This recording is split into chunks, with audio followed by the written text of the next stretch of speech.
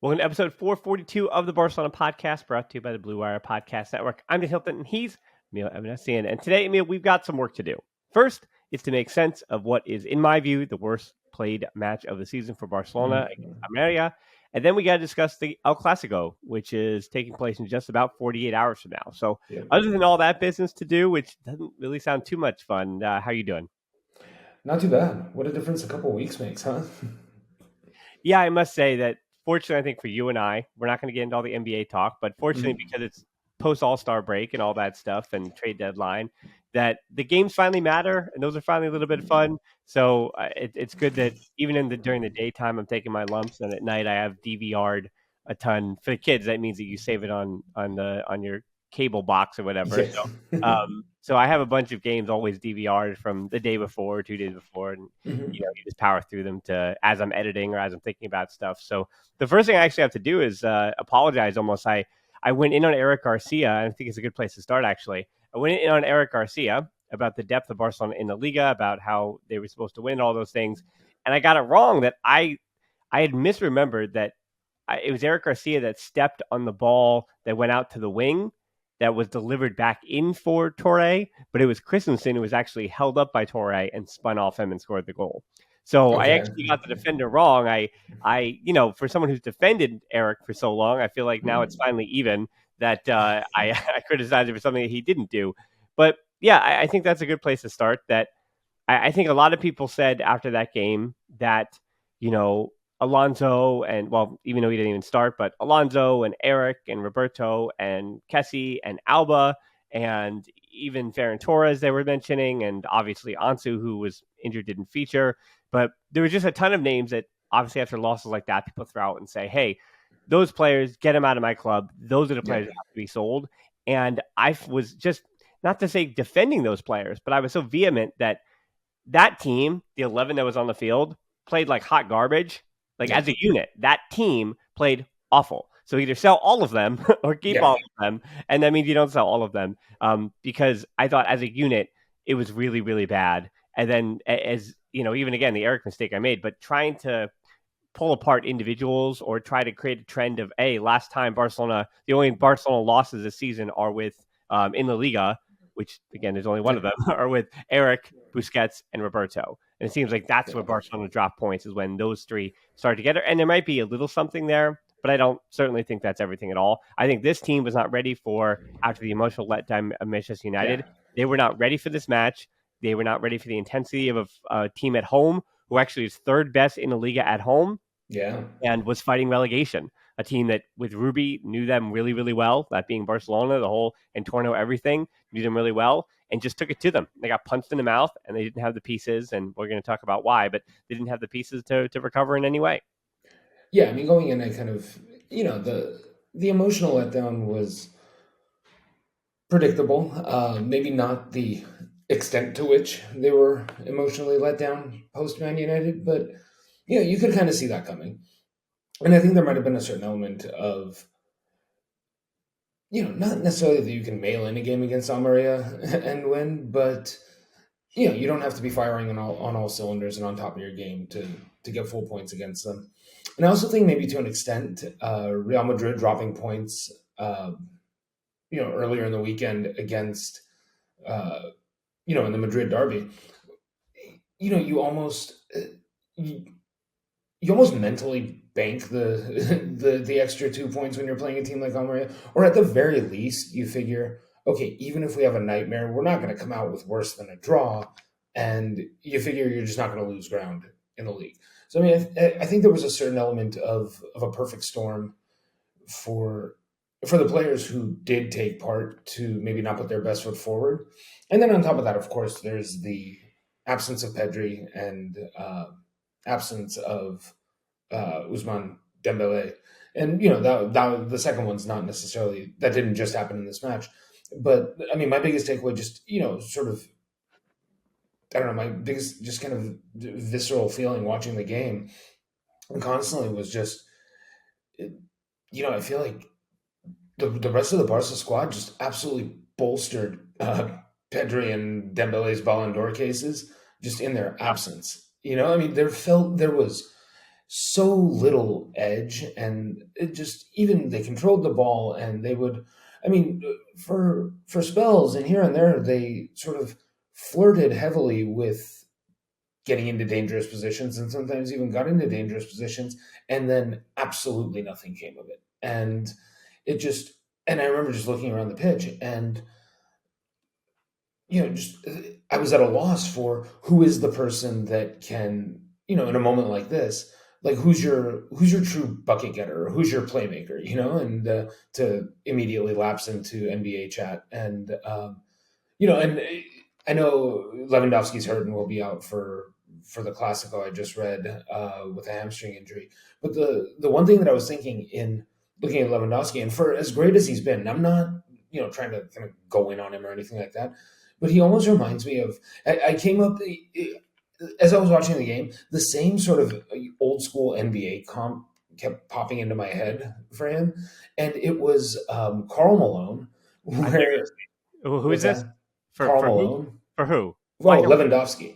over Lewandowski. Be- yeah, because sort of he is, spectacularly good at what he's good at, but he's not really going to dictate the setup of what it is. And in the absence of, dynamic players to get him the ball, it really kind of shown. And I mean, it wasn't only him. I don't want to single him out, but I mean, that is the kind of player that you hope in a moment like that, in a game like that, can pop up, Yeah, get into the right spot, and just punch home a goal.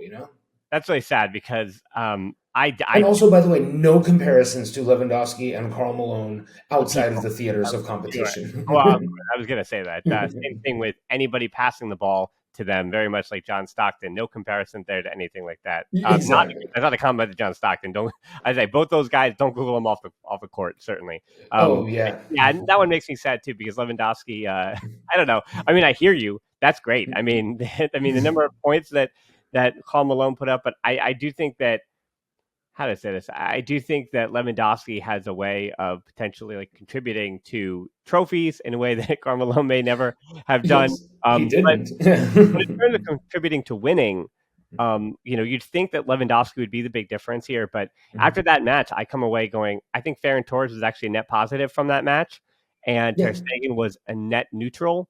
And then Mhm. everybody else, I mean, maybe De Jong was a net neutral, but I think everybody else can put themselves in almost in a negative light, where even to the likes of Alba, did Alba do anything wrong? No.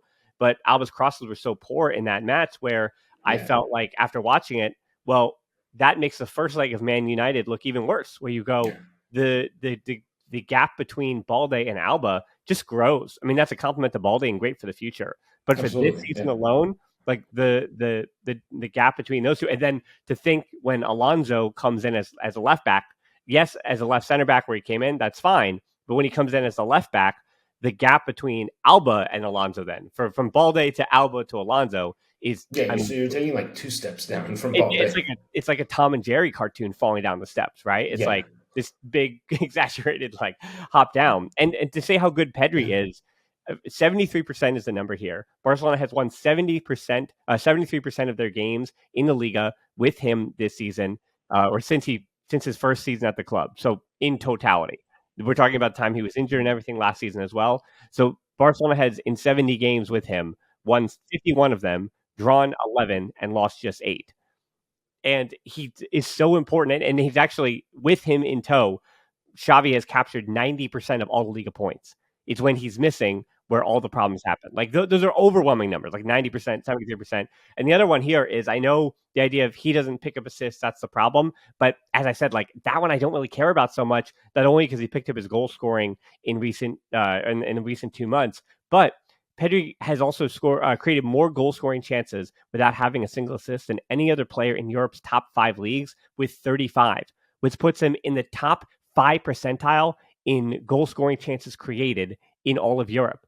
But he doesn't have a single assist, and that's totally fine because he is such a key player to all of what Xavi does. And you could see in those 4 phases too. And I wrote 4 phases in particular. So obviously there's the first phase where Xavi attempts to try with a 4 midfield without Pedri to connect everything as that right interior. Doesn't really work out. Then we see a change in formation for the second half.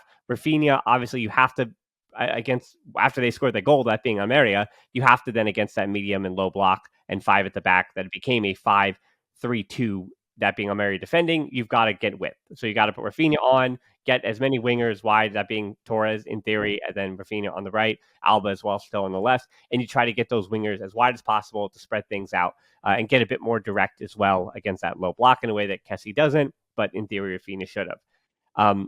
Again, continuing to solve those problems without Pedri in build-up, it reminded me too of the late goals that he has scored, kind of against not even the run of play, but where Barcelona are trying to make something happen through the middle of the field, and it works, even if things don't work on the wings. And then that third phase comes on where Barcelona switched to the 3 at the back. Araujo was still dealing with that tightness, because that's why Rafinha didn't start either, by the way. Rafinha, Koundé, Araujo, all dealing with tightness, and then apparently one other player who they didn't mention.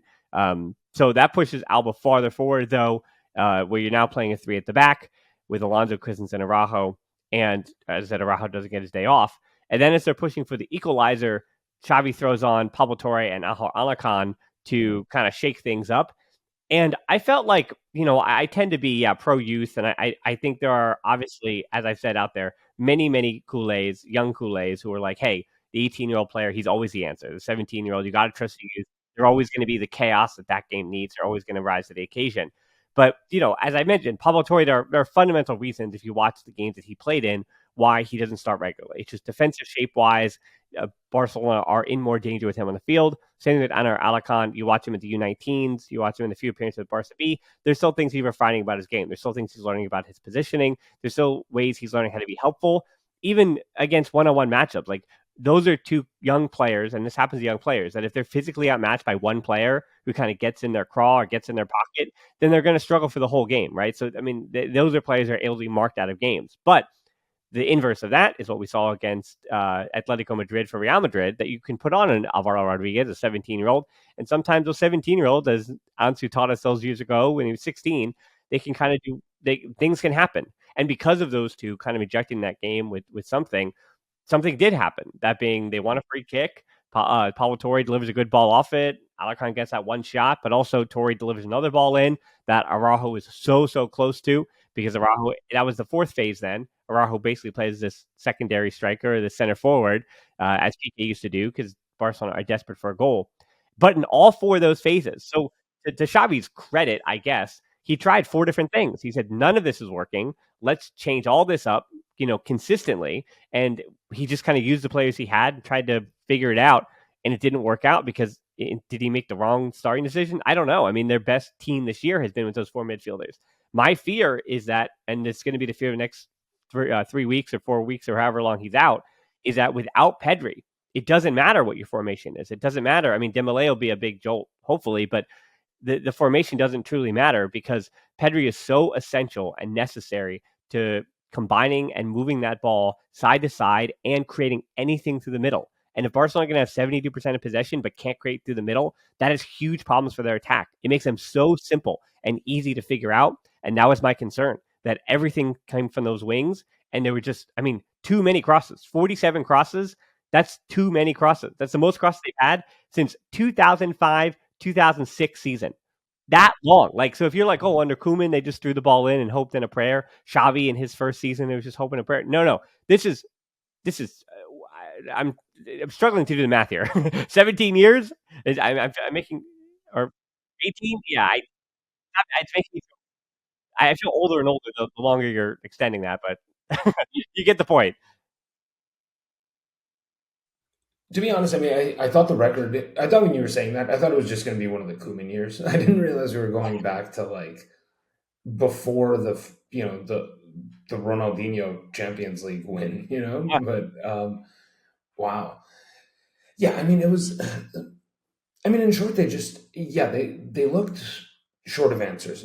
Just completely. And I did think that Alarcon and Torre injected something into the game that simply had not existed. I think a lot of what you're talking about is, in the absence of, Pedri, Dembele, and even to a lesser extent, Ansu Fati, because, my my faith and love for Ansu Fati will never die, but he hasn't been, the impact player that I keep thinking that he he can become. But in their absence, I mean, there were such limited options up front, and I mean, like you said, the changes that he made at the back were generally upgrades. I mean, like he didn't have a lot of strength to draw upon as far as making substitutions. And I mean, it's tough because on the one hand, I understand where people are going in on Xavi for setting up too conservatively and I mean, I've seen sort of not playing to win or not playing too aggressively win, playing to essentially grind out a win when it's not necessary. And I mean, especially because Almeria have been, with the exception of this Barca match.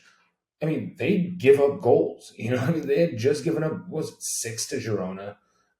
They'd given up two and two apiece in the games prior to that. So you shouldn't be getting almost entirely blanked, even in terms of shots on goal against Almeria, but they were. And I mean, but I do understand that also. I mean, Javi's. I mean, the cupboard was pretty bare, and with Lewandowski not getting the service, and I mean, like I said again, not to not to bash Lewandowski, but he needs service to be at his best, and with him not getting the service, and honestly, like Gabi getting really sort of rattled and knocked off of his game, and just I mean, looking at I mean, it is. I mean, I think it's genuinely a wonder that he didn't walk in that game. I mean, it was just Yeah. he wanted a. It reminded me of me playing FIFA when I get frustrated, and sometimes you're just like, whatever. I'm just going to eat this booking because I need to take a chunk out of somebody, Hmm. and there was that sort of radiating off of him. Yeah. I and so in the absence of Pedri, in the absence of Dembele, and with everyone else not firing, Gabi's your best sort of hope for a stroke of individual brilliance, at least with the lineup that they had out there.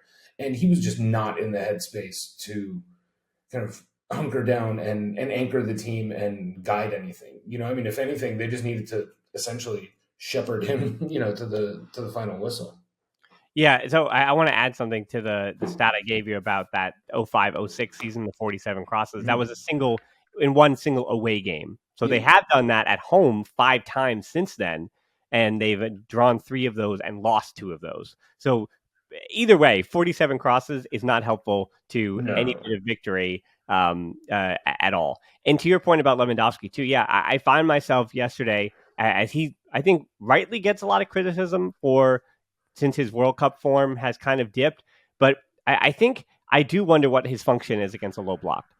In and this is in defense of him that without Dembele and without Pedri through the middle, you are losing your 2 primary, that being pieces of or your resources of service. And so I think that standing in the middle there, dropping in sometimes, attracting the attention of 2 of Almeria's center backs. That's kind of his job.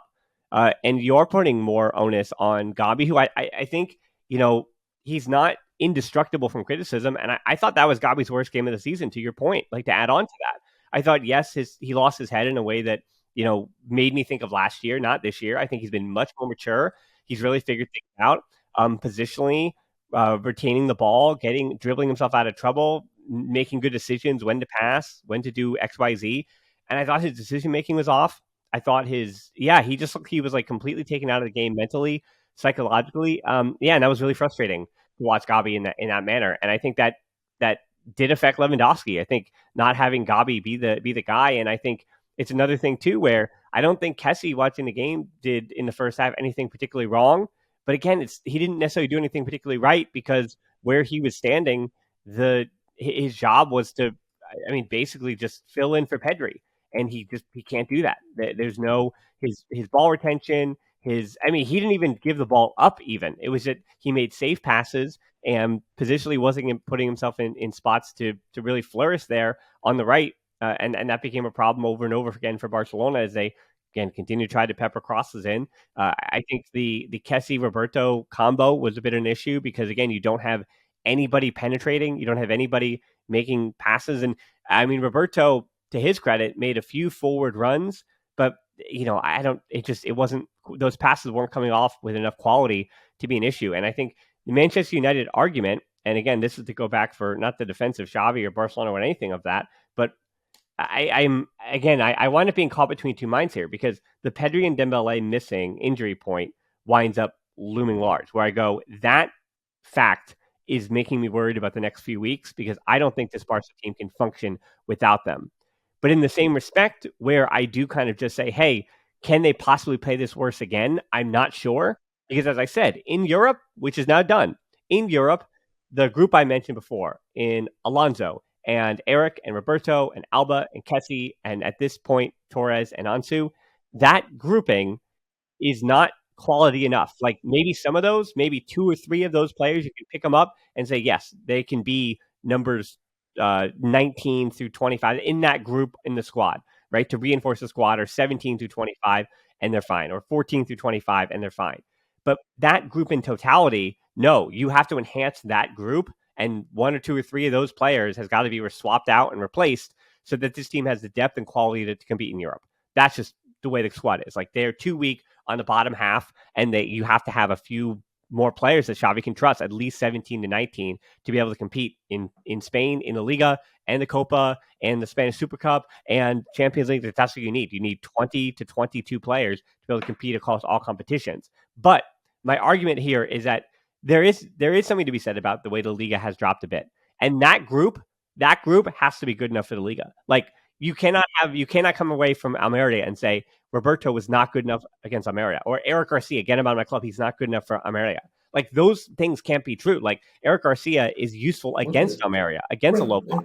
Well, and the thing is Like they too. I just mean, I played like think crap. Like that's what it is. Like I think that's the first time yeah, in 442 podcasts I've ever actually, like, that's a weird word, but yeah, I think they actually played like utter crap yeah. in a 90-minute game. Yeah, and I think so. To your earlier point, I think the guys that you mentioned as broadly speaking in top European competition just are not good enough. In general, I agree with you. If that's if that's the attack you're going in with, or the lion's share of the attack you're going in with, I agree that it's not good enough. But the thing is that just given the talent that resides within those guys, I mean, if enough of them, I mean, never mind all of them, if enough of them are on their day, I mean, that could be enough for any given match against, with few exceptions, just about any competition. I mean, not okay, they're not going to go knock off, Man City, PSG, Real Madrid regularly, but it's not out of the realm of possibility that that group can turn in an excellent performance for you. Um, and I think what you said, I mean, there are a few exceptions. The interesting thing that you said is, and it's what kind of jumped out at me, is there's not really anyone to single out as the person who made a horrible, catastrophic error after error after error. It's just more so it was the absence of good stuff. Um, like you said, it's just there wasn't necessarily anything glaringly wrong with any one person's performance. It was just like there wasn't that much right with anything that Even anybody did. even the goal. Like again, I made the mistake because I misremembered in my own head when I made the five headlines that Eric Garcia was the one that committed not even the error, but that got bested by Yeah, Torre. Straight up got bested. But that no, yeah, it was that's really honestly what it was, and it was an honest, like, it was a competitive moment, and yep, and it one was guy got the Christensen, better of the other. and it was one of the first times this season that Christensen has kind of given a little bit and Yep. given that kind of goal up, and so it was kind of surprising. Again, I watched the game, I watched the goal like 3 or 4 times even, and Yep. I still said Eric Garcia and still went in on Eric about it, and it was Christensen the whole time. And Mhm. to go back to the reliance point too, to your to as what you're saying about not bringing the good as opposed to just being neutral, not being bad, just not bringing the good, is my concern about how much that back line even relies on Araujo. That Yeah. that combination in itself, in Alba and Eric, in Roberto, three of the backups that Xavi has to play at least on that back line as they're being nicknamed back, Balde and Araujo, not Alonso, Araujo, Yeah. Christensen, Kunde, of that four at the back, that you have to start at least two of the four of them. And that Yep. is a concern when you are having rotating fatigue. And I think it is really interesting to tell too the way this season and how many, the idea that we were going to have that even if Barcelona can contend for certain trophies at the start of this year, you always knew because of the transfer windows, the financial issues, the limitations, you always knew that depth was going to be an issue. And I think Barcelona have been fortunate. I think, as I said at the time, they earned those 1-0 wins. They earned those 1-goal victories over that stretch there, and they deserve to be at the top table in Liga. Like, they've been the most consistent and good team week in and week out. And yeah, they have more talent than everyone else in the Liga, and that's why they're leading the table by 7. Like, they've earned it. They should be in that spot. It's not a fluke that they're up by 7 against Real Madrid. Like, at this point, again, they should be up by 10, but they're up by 7 still because they've earned that point. But again, going back to the rotation of this team, Xavi, as you can question it, he got frustrated in the post game too. You ask, why don't you rotate more? Because players need to be playing and in form. Like Kessie wasn't playing all that time. But then when you rotate, you're rotating too much and you're not getting a result. And then people are questioning you. And then as you're not getting those results and you're not rotating, then again, you have Koundé and Araujo and Lewandowski. And it's no surprise, I think, to me that Koundé wasn't amazing against Manchester United in either leg. Like he was not a net positive. He's one of the ones that I think could have played better. And it comes out that Koundé is dealing with fatigue. You ask, Lewandowski is going on this awful, run of form by his standards, and he's dealing with fatigue, and now he's injured. Now he's got a hamstring injury. Exactly. So it's like it seems like this season, when you're saying, that player's not playing well or they're in a poor run of form, then the very next game or the very next week, then they're injured, and it's a problem. Which I think takes us to our final point here, the final segment of the show, is that Copa del Rey leg 1. Now you're missing Pedri for both of them as things stand, and Dembele should be back for the second. But for the first leg, I mean, you're missing everybody, especially up top. Like, it's been different parts of the season where Champions League you're missing the back line, the Manchester United Europa League you're missing the midfield. Now against Real Madrid and El Clásico in Copa del Rey, now you're missing your front line, and so Lewandowski's out, Dembele is out, and Ansu's out. Ansu is not in training today, back to training tomorrow, so that says that he should be on the bench. And I mean, if we're going to get right into it, I think there's only one way that Xavi plays this game. I think he's going to start with the midfield the box midfield that he had some success against in the Spanish Super Cup, but obviously the face and the names are all different. So I think Ferran Torres starts as your 9 because you don't have any other options. And then Rafinha is on the right. And then I think the box 4 you have is Kessie and Gavi, and then De Jong and Busquets. And that's your foursome in the box, because again, you don't have any. The other option is Pablo Torre. The other option up top is Angel Alarcon. And then your back line, I think you go for broke. If healthy, or if able to start, then you do go with the 4 at the back. The big 4, but it sounds like, Araujo, if he was good enough to come off the bench the way he did, I guess he's fine. And if Koundé is still dealing with that tightness, maybe he can't start. And then I think Xavi did drop a little hint that Roberto might start against Real Madrid and El Clásico. So I think at the back, then you start, because Alba just started, you start Balde, and then you start. Well, so it'd be Balde, Araujo, I guess Sergio Roberto, and Christensen, yeah. And then, it's not the best exactly, but it's fine. I think it's fine. Yeah, exactly. It's good enough. You can work with that.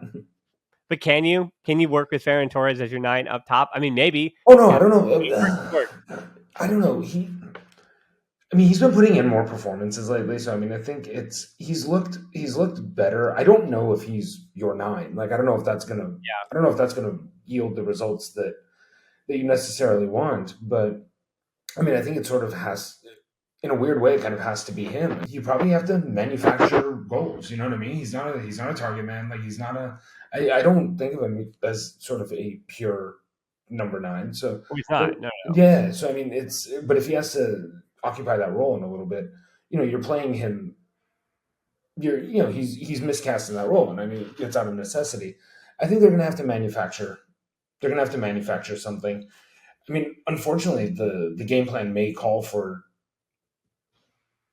Xavi to kind of task these guys with another, at least ideally, I don't want to say conservative, but at least sort of a defense forward mindset, and try to I mean, almost just try to Mourinho it, you know what I mean? And just either keep it close, goalless draw at home, you know, 1-1, nipple 1-0. But yeah, I don't think it's going to be a replay of the Super Copa final or anything like that. No, but I do think that that left side from Real Madrid is still vulnerable. That is not something that they Mm, have fixed if you watch them.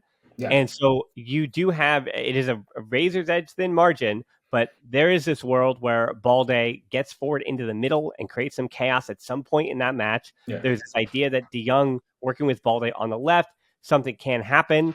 Again, I don't expect Gabi to have the showing that he did. I hope that he can, rebound and bounce back from that. And unlike last season, where I felt like he did have a few poor games in a row when he would have a poor game, yeah. this season, I think Gabi has pretty much always bounced back. Even if he was like not great in one match, he was always just fine the next one. So I think that Gabi has the potential to bounce back, and I think that left side for Barcelona is going to be absolutely crucial to Yeah. this game. And I think I don't know. I would hope that Barcelona go into this match, and it's been a frustration of mine with this club for a long time. And I think I don't know why Sergio Busquets' face does this to me, but I feel like Busquets just does such a poor job visualizing to that team as the captain that they are the underdogs in a certain situation, right? I think this is a team that I don't know what it is, but when they are the underdogs by a team like Real Madrid or Bayern or Yeah. whoever, they just kind of allow the other team to put their face in it, even Well, if they have they possession. play like it's like, yeah, they play like the inferior team when they are the underdog in recent, the if recent campaigns against Bayern. And every meaning, sort of prior to the the Super Copa final, every sort of semi meaningful match they played against Real Madrid the last couple of years, it's yeah, you're right. I mean, it's not, yeah, the scene. I think you're right with the. I don't know about the the Busquets bit of it. That's going to be interesting. That'll probably linger as I watch the match and probably seep into my head. But yeah, this team doesn't seem to do well punching above its weight.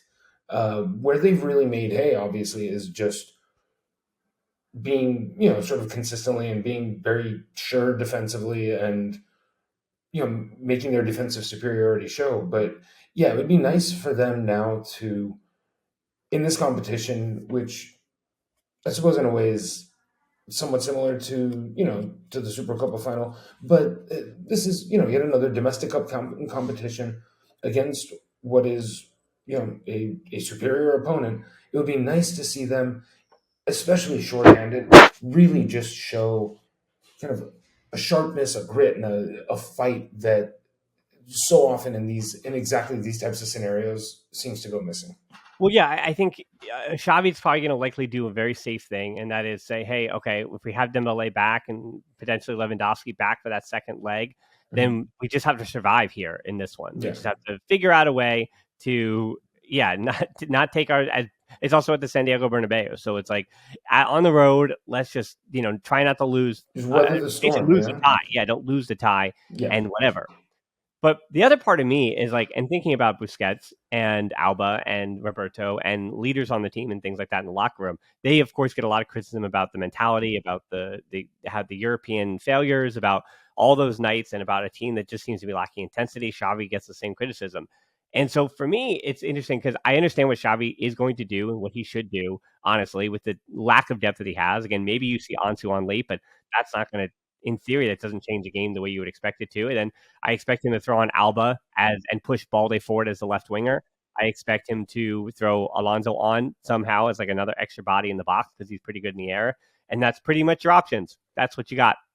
Those are your choices because we're going to see Yeah. probably Mark Casado on the bench, and that's really all you got. But Well, that's all the that thing. said, The decision tree doesn't have that many branches, which is really no, unfortunate. and Yeah. and that's why this is. I think this is the interesting thing about La Liga and Copa del Rey and the difference between the two competitions. I think Barcelona do well in the Copa del Rey, and they've historically done well to Copa del Rey, and they should have some kind of mental superiority in that competition. They have dominated that the way that Real Madrid does the Champions League, and unfortunately, yes, if those were switched and Barcelona was the Copa del Rey Barcelona in the Champions League, well, then we'd be talking about those two teams very, very different in world football. But to that point, I think that I would love to see. Again, I'm not going crazy about Torre and Alarcon and the youth and those kind of things, but when you have these kind of one-off games or games to be decided in 180 minutes, I mean, Europe is something different, but against Real Madrid, like, go for it. Go for it. In that second half, you don't have any other options. So in the 70th minute, don't wait to the 85th minute. In the 70th minute or 65th minute, give me Pablo Torre, give me Ana Halagon, and because I mean, and again, if 25 minutes, if you trust your back four, I'd rather lose by that extra goal and die by that extra goal than to have not taken those chances and take that back. Because again, I think especially against Real Madrid, you gotta go for it at times. And I think the last two times they beat Real Madrid, the 4-0 and the 3-1, that was two teams that went for it really early and just punched Real Madrid in the mouth. Were ready for it, and they watched Real Madrid crumble. So you can do that, and Real Madrid's going to do the same thing to you. If Real Madrid go up 2-0, that game is as good as done. It's over if Real Madrid are up 2-0 because Barcelona are not going to come back with the lack of depth and quality that they have against a Real Madrid team that, as you saw against Liverpool, they know what to do.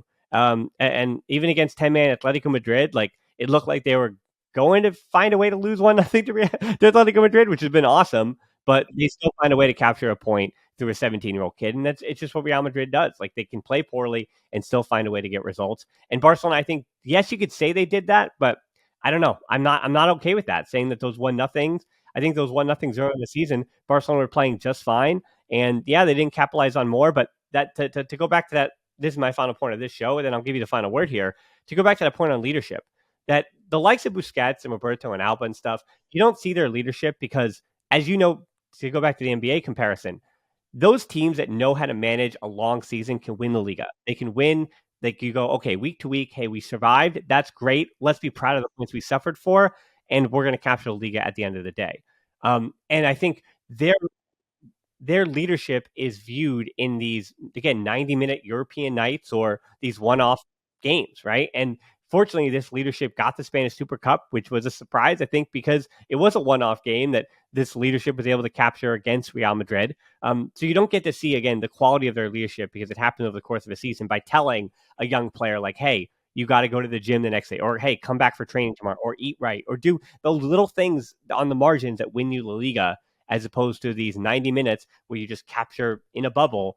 How was Alba a leader in 90 minutes against Real Madrid in the Copa del Rey? You're not going to see that. And those competitions, though, is where the exuberance of youth can be really helpful. Those are the 90 minutes where you go, hey, Pablo Torre, do you want to be at Barcelona next year? Do you want to do you want to wear this badge? Like you can do it. Like Anaho Alacan, do you want to be in the first team next year? You can do it in 20 minutes against Real Madrid. Like you can earn your spot right now. And if you can find that kind of leadership for those young players in the one-off competitions, then I mean, I think that goes a long way, and that's how I would approach it. But again, I know that Xavi is going to approach it differently because you just have to survive at the Santiago Bernabeu. I understand both arguments.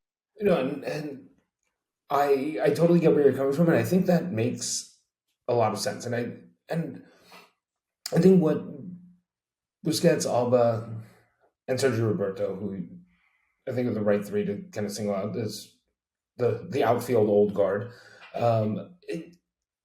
Yeah, I mean, so much of their recent successes. I mean, I know there's been like Copa del Rey and stuff like that, but it was under Valverde, it was winning the league and stuff like that. And I know, of course, a lot of that was with Messi and Toe also, so that obviously changes everything. But yeah, I think those guys are very well suited to, like you said, the grind of the league. They know how to put in performances. They know how to put in just fairly consistent performances. But and this is, I think, where when you think about the greatest heights, even just of the last 7-8 years, whether it was the treble or stuff like that, it was obviously there was Messi, but it was it was Iniesta, it was I mean, God, even Neymar, in the huge remontada against PSG in the second leg that one time. I mean, those were the guys that over 90 minutes could explode. Like, I don't know what like, if you tell me that there was a game and you're like, man, Sergio Busquets, Sergio Roberto, and Jordi Alba, just like they exploded.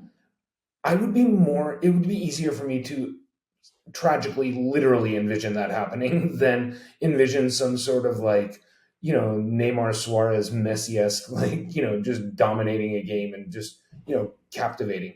Yeah, And I'd have to look back. that's I'd not have to what look. they are. Well, I'd have to look back to it, and I feel like my match five headlines covers is usually really Yeah. helpful for me to even like. I look at Yeah. the JPEGs and I go, okay, why did I pick those two players? And it's Yeah. usually I try to pick the two best players for Barcelona, are the ones that Mm. I really want to focus on, or if they lose, the ones that disappointed me. Yeah. And when I look back on I did this a few weeks ago. When I look back on the last few seasons, Alba winds up making like three covers a year, and Right. Busquets winds up making about 3 to 4 covers a year as Mm. well, or less. But yeah, I mean, I think there are 3 to 4 to 5 games a season where you go, okay, that was the reason. Like Alba just showing out was the Yeah. reason that Barcelona won that game or Mm. took points. And Busquets is the same way. Like Busquets is very steady, sure, but even this season, it's like, yeah, like 3 or 4 times Busquets was so good, so masterful. You're like, hey, Barcelona got points because they just controlled that game through their primary captain. And you're Right. right, they don't have match after match after match, and that job is the expectation of that is Frankie De Jong, Yeah. who I know I said I was going to have the final word, but like Frankie De Jong, if he as he did in the Spanish Super Cup, if you go away from that midfield group because without Pedri and Gabi, I mean Gabi was the guy though, and again in the Spanish Super Cup, so he was. Yeah. I mean Gabi was awesome, and Pedri was awesome, and those were the two best midfielders. And so this time, if Frankie De Jong is the best midfielder on that field, Barcelona still have a chance. And if Gabi 100%. and Busquets are a net positive, regardless of what Kessie gives you, I think that Barcelona can take something from that game because Real Madrid desperately need. I mean, look at the way Atletico Madrid had success against them. They said, "Hey, Luka Modric, you're going to get occasions of moments, but we're going to try to shut it down. And Yeah. if you can shut down Modric and shut down that creativity, we've seen in recent weeks, Kamavinga has not beaten them, especially playing left back, and Mm. Cruz has not really beaten anybody as he's also been kind of injured and not healthy recently. Yeah. And then yeah, same thing with Chouamani. Chouamani has not been fit either. So in the midfield, and Fede Valverde has kind of progressed in the last few weeks as well. He has Yep. not been totally amazing and firing all cylinders. So if you can find a way to kind of quiet Vinny Jr. a little bit, not let Benzema get his, and you'd hope that the combination of Kunde and Araujo and Christensen, those three can handle Vinny and Benzema, then Yeah. you can go the rest of form and say, hey, I know that they did a Liverpool thing last week, but hey, I mean, they're yeah, it's a weird thing because the benches are totally different. It's the Real Madrid's bench is a B plus, and right now Barcelona's bench is a D minus. Oh But yeah. as far as the starting 11s, I think Real Madrid's is like again a B plus, right? Mm. A minus somewhere in there, and even this version, Barcelona's like a B minus. So Yeah. it's like, I mean, Exactly. I don't think our parents should be that disappointed in us either way, right? Like No. both Exactly. kids come home with grades where you go, yeah, I mean, you did your Yeah. best. No one's getting punished. Yeah. Exactly. I mean, I think. Yeah. Like, I mean, Madrid. I think they have the better starting 11, but yeah, it's not orders of magnitude better. It's not. You know, they will be favored, of course, but I don't. I wouldn't call them prohibitive favorites or anything like that in the match. And yeah, I think you brought up an interesting point. I mean, it's De Jong. What is it? 2 days from now against Madrid, and just for as long as Pedri's out, and just frankly, whenever the team needs him, uh, it's it's De Jong's time to really kind of put his, or I guess continue, but really sort of establish himself as that, when everything's falling apart, you can count on me sort of guy. When everything's falling apart, slash, we're shorthanded, and the sparks are gone. And because yeah, the last game was interesting. Like you said, I don't think De Jong was particularly bad, but like so many of the others, he wasn't particularly great. But it almost felt like, and maybe I'm making too much of it. Maybe it's kind of seared in my brain a little too, I don't know, too aggressively or something. But in a weird way, I felt like Barca played without both Pedri and Gabi, or at least sort of, but they played without the Gabi that we typically get. You know what I mean? And Mhm. in so I think in a weird way, if you get back the genuine version of Gabi, where he's not frustrated, and his head's in the game the entire time, and he's not sort of grumbling and pissed off.